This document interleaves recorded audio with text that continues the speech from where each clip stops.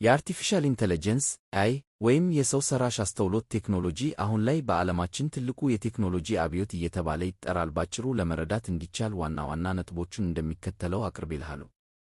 AI ምንድን ነው? AI ማለት ማሽኖች ወይም የኮምፒውተር ፕሮግራሞች እንደ ሰው የማሰብ፣ የመማር፣ ችግሮችን የመፍታት እና ውሳኔ የመስጠት ብቃት እንዲኖራቸው ተደርገው የሚሰሩበት የቴክኖሎጂ ዘርፍ ነው። የAI ዋና ዋና ጥቅሞች ቅልጥፍና ኤፍቲንኬ ሰዎች ረጅም ጊዜ የሚወስድባቸውን ሥራዎች በጥቂት ሰከንዶች ውስጥ ያከናውናል። መረጃን መተንተን እጅግ ግዙፍ የሆኑ መረጃዎችን በመመርመር ለውሳኔ የሚረዱ ነጥቦችን ያወጣል። በጤናው ዘርፍ በሽታዎችን ቀድሞ ለመለየት እና አዳዲስ መድኃኒቶችን ለመመርመር ይረዳል። በትምህርት ለእያንዳንዱ ተማሪ እንደ የክህሎቱ የሚስማማ የትምህርት አሰጣጥ ዘዴን ለመቅረጽ ያግዛል። የAI አጠቃቀም ስንመለከት መገናኛ ብዙሃን እንደ ፌስቡክ እና ዩቲዩብ ያሉ መድረኮች የሚወዱትን ነገር መርጠው እንዲያሳዩት፣ ትርጉም ጎግል ትርጉም፣ ጎጆ ትራንስሌት እና መሰል የቋንቋ መተግበሪያዎች፣ ረዳቶች እንደ ቻትጂፒቲ፣ ጀማይና እና ሳይራ ያሉ ዲጂታል ረዳቶች፣ መጓጓዣ ራሳቸውን የሚያሽከረክሩ መኪኖች እና የካርታ ጂፒኤስ መተግበሪያዎች ይጠቀማሉ። ስንጠቀም ግን ጥንቃቄ የሚያስፈልጋቸው ነጥቦች ምንም እንኳን የAI ብዙ ጥቅሞች ቢኖሩትም እንደ የሥራ ዕድል መቀነስ፣ የመረጃ ደህንነት ፕራይቬሲ እና የሐሰት መረጃዎች ዲፕፌክ መስፋፋት ያሉ ስጋቶችንም ይዞ መጥቷል።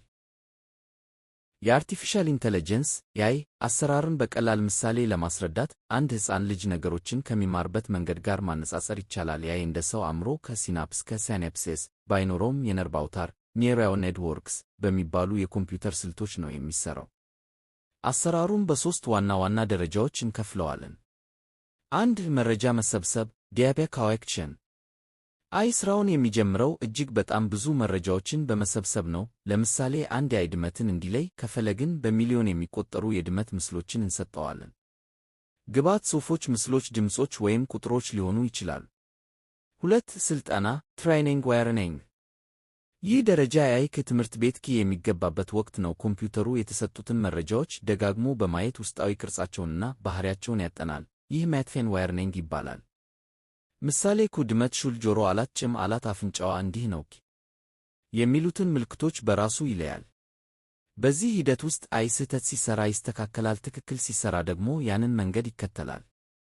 3. ትንበያ እና ውሳኔ ፕሬዲክሽን ኢንፌረንስ ስልጠናውን ከጨረሰ በኋላ AI አዲስ ነገር ሲያጋጥመው ካለው ዕውቀት ጋር በማገናዘብ ውሳኔ ይሰጣል።